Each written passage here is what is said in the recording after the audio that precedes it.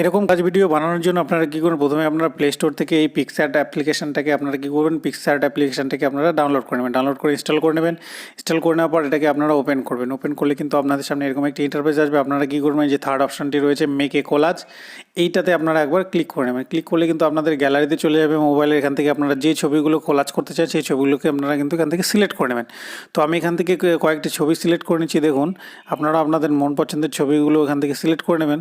তো আমি এই কটি ছবি এখান থেকে সিলেক্ট করে নিলাম। সিলেক্ট করার সাথে সাথে দেখুন উপরের দিকে কোলাজের স্টাইলগুলো এখানে দেখাচ্ছে। দেখুন এখানে যদি আমি ট্র্যাক করে এরকম করে স্ক্রিনে দেখুন কোলাজের স্টাইলগুলো বিভিন্ন দেখা।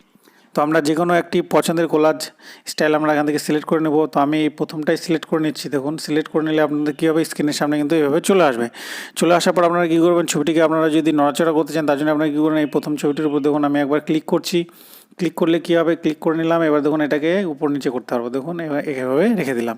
একইভাবে এই ছবিটাকে যদি আপনারা উপর নিচে করতে চান, তো সাইড সুইট করতে চান, এইভাবে কিন্তু করতে পারবেন। এই ছবিটাকেও আপনারা চাইলে এরকম উপরে নিচে করতে পারবেন। এটাকেও চাইলে প্রত্যেকটাতে আপনারা এভাবে সাজিয়ে নেবেন। নেওয়ার পর যখন হয়ে যাবে আপনাদের, তখন আপনারা কী করবেন, এই যে ডান দিকে যে অপশনটা দেখাচ্ছে উপরের দিকে অ্যারো চিহ্ন, এখানে একবার ক্লিক করে নেবেন। ক্লিক করলে আপনাদের সামনে কিন্তু ছবিটি এইভাবে চলে আসবে। তারপর আপনাদের এখানে সেভিং অপশন আসবে। এই যে দেখুন এখানে উপরে এই সেভিং অপশনটাতে আপনারা একবার ক্লিক করবেন, তাহলে কিন্তু এই ছবিটি আপনার গ্যালারিতে সেভ হয়ে যাবে। তো এইভাবে কিন্তু আপনারা বিভিন্ন ধরনের কোলাজ ছবি কিন্তু এডিটিং করতে পারবেন।